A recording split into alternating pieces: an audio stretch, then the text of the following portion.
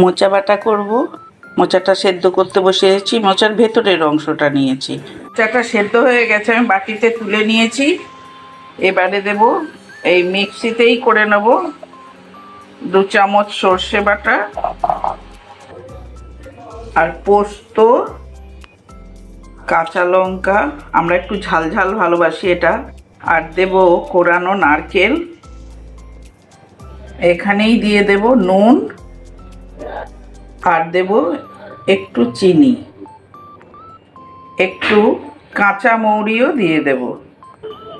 দেখো আমার বাটাটা হয়ে গেছে, একেবারে মিহি। মিক্সিতে একটু মিহি হবে। মোচা সেদ্ধটাও মিক্সার গ্রাইন্ডারে দিয়ে দিয়েছি, মোচা সেদ্ধ।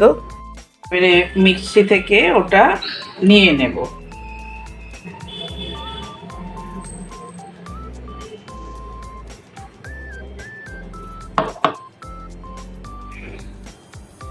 এবারে এটাতে সেই সর্ষে, পোস্ত, কাঁচা লঙ্কা বাটাটা দিয়ে দেব। নারকেল, কোরানো নারকেলটা ছিল, এর মধ্যে দিয়েছি।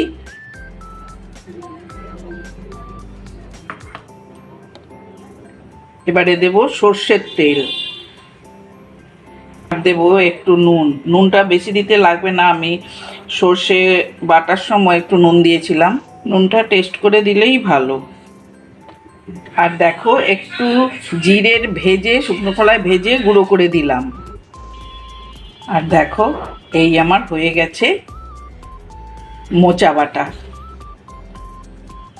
কেরম হলো তোমরা একটু বলো বন্ধুরা, আর কে কে পছন্দ করো এই মোচা বাটা সেটাও জানিও।